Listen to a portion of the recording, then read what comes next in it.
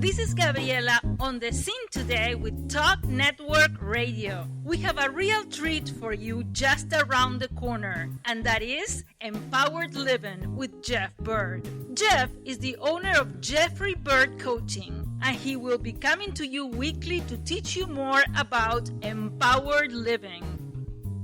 Hello, welcome. I'm Jeff Byrd with Jeffrey Byrd Coaching, and this is Empowered Living. And today we have a very, very important podcast that I want to look at. It's about the cure for racism. And we have, as I'm sure everyone knows in any country from where you may be listening, we've been having a huge current problem. But this is just, like anyone will tell you, this is just a current episode of a long-standing problem. A long-standing problem in the U.S. and a long-standing problem in the world. We are currently having challenges and eruptions. The challenge has always been there, but we're having eruptions related to the challenges. But this is not a new thing. My wife and I were just watching a show last night on a world traveler, a kindness world traveler. He happened to go through Cambodia. And he stopped by what they've called the killing fields. And this happened in the 70s, the mid and late 70s. The prime minister was a communist, and he wanted to eliminate everybody that was against that, any intellectual person, any professional person. And with the backing of China, he eliminated almost a quarter of the country's population. And they didn't even want to spend the money on bullets, so they would kill them like with pickaxes and rudimentary farm tools and throw them in mass graves. And it's estimated that 2.2 million people were killed this way. And that's just one instance. There's been apartheid in South Africa. There's of course Nazism. You know, if they had won, you know, it would have been the Aryan race against all other races, subduing and oppressing and destroying them, as they tried to do, and killed over 6 million Jewish people at that time. So this suppressionism and trying to be better, or viewing oneself as better than others and putting them down rather than building them up. This has been around for a long time. In a biblical account, all the way back to Cain and Abel. There was Adam and Eve, and then their kids, the first generation, actually the brother killed the other brother. So this has been around in jealousy and trying to get a sense of superiority. And boy, this has just been a problem ever since the beginning. So what I want to do today, instead of just discussing the problem, I've given a few examples of the manifestation of the problem. And of course, there's been plenty here recently too. But I don't want to talk about all the problems. If I wanted to talk about the problems, we could bring in people. We could be here forever. This could be an endless show and series on this. But what I want to talk about is the solution. And the way I like to find solutions is I think about the people who detect counterfeit money. And I understand that what they do is they do not study counterfeit money. They study real money. And by knowing exactly and intimately and just very acutely what real money looks like, then when a counterfeit bill comes across their desk and they see that, they can immediately point out what's wrong. It's not that hard for them, because they know what the real one looks like. Now, if they just made it a point to study counterfeits, as soon as they studied one counterfeit, the counterfeits would come up with a different counterfeit. And they'd study that one. They'd always be chasing their tail, so to speak. They'd always be trying to catch up to the newest counterfeit. But when they study the original, they can easily spot any counterfeit and tell what's wrong with it. So that's what I want to do today, as much as I'm able. And I hope that this is helpful and beneficial. The first thing I want to say is that for any of us, if anyone ever devalues you in a racial way, in an intellectual way, social way, in any kind, if they ever make you feel less, they've devalued you. But to do that, they have to have misused a borrowed resource.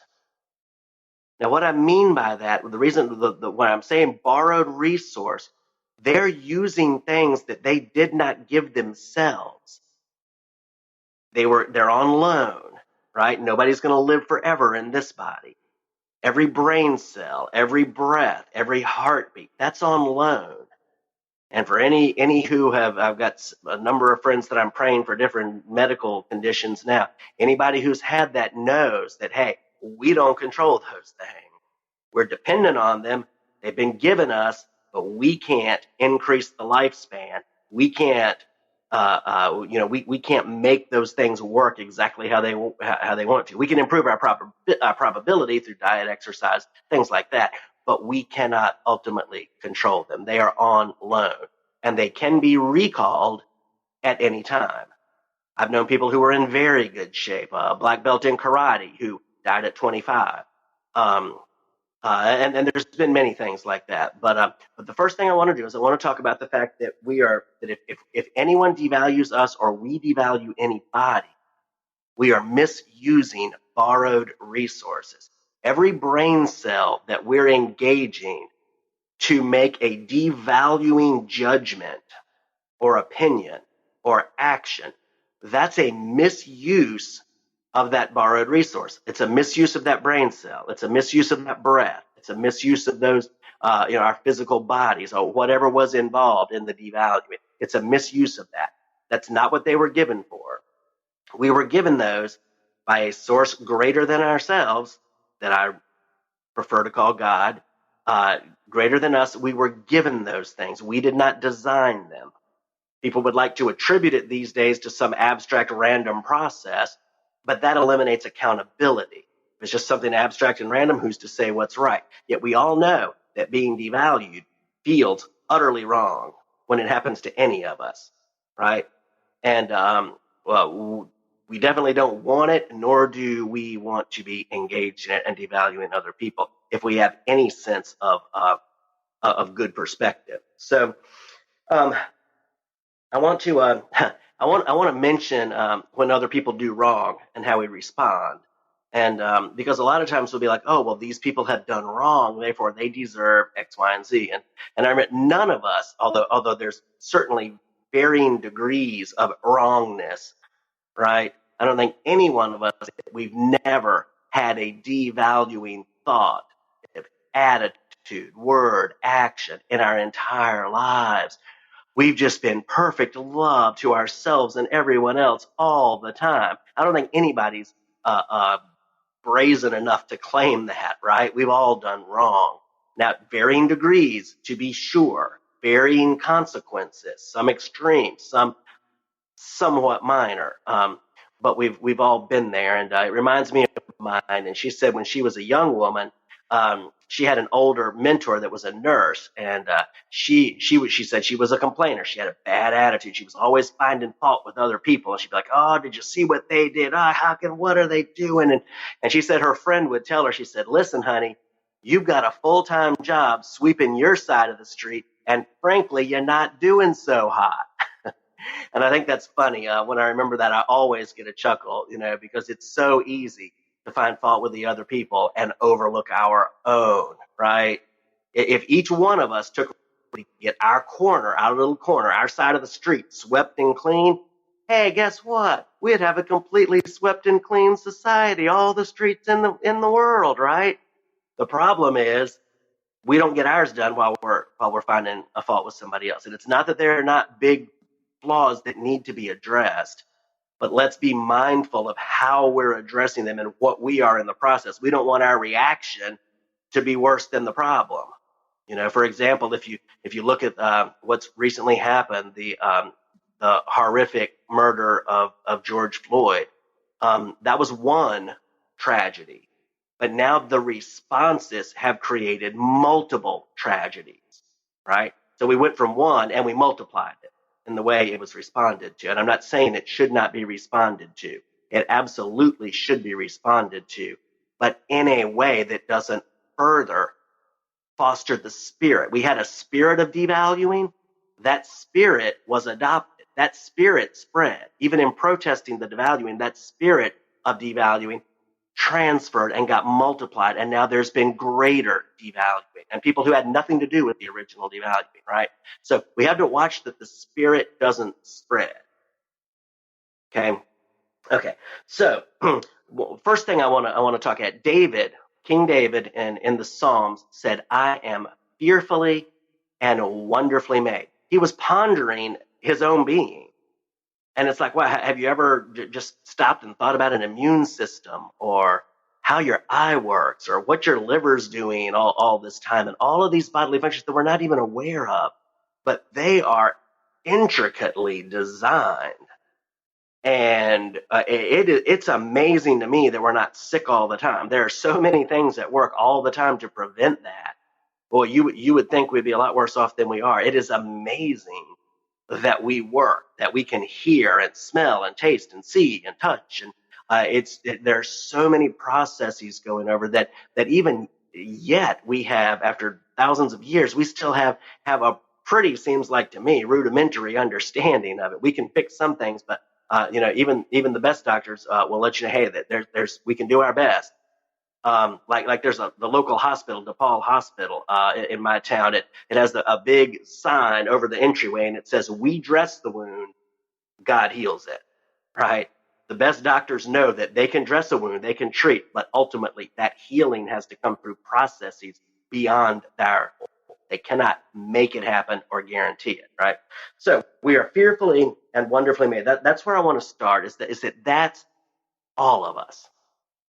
And the more we realize that, I think, for ourselves, the more we realize how fearfully and wonderfully made we are beyond our control, the more we're going to realize how fearfully and wonderfully made other people are, right? When I realize that I didn't create myself and I start valuing my creator, I'm going to necessarily enhance the value that I see on his other creations. When there's a devaluing of the creator, there will necessarily be a devaluation of his creation. And when there is a restoration to the creator, there's going to be a restoration to his creations and an appreciation and a value. Be it and it's going to start in ourselves, but it's going to be other people too who are going to be like, "Oh my, wow, you're fearfully and wonderfully made. You're a miracle. You've got potential. You've got all these gifts and abilities that I don't have, and you can do these things. And wow, let's do something great together." And there's going to be a joy and an enthusiasm about it. Otherwise, we're going to be pursuing something or some sense of power, control, or wealth or something, and squashing other people some way or another to get it. Some sort of even esteem, maybe self. But you know what? It never works that way. It never brings the joy and fulfillment that we hoped it would. No matter how much. I mean, you can have all the power in the world. We've had all these dictators, these horrible people, the Pol Pots and Idi Amins and Hitlers, and boy, they had all this power for a limited time. Didn't work. Didn't last. No, they didn't value people. And then you get somebody like a Mother Teresa or a Nelson Mandela that are valuing people and lifting them up, and they're just statues all over to them and interviews, and they get the very thing that these other people look for in the wrong way. Okay, so I want to say that. So reconciliation to the Creator. Sorry, trying to get my notes to scroll. Oh, there's my cursor. So reconciliation to the Creator leads to reconciliation to his creation. And just personally, I believe that reconciliation came through the person of Jesus. I believe that he is the heart and the love and the value and the everything of God, God's Spirit in a human body on this earth, revealing to us his heart for us. And when we see that, because it's hard to embrace, it takes some time. Let me tell you, some people seem to get it like that. Some people, it's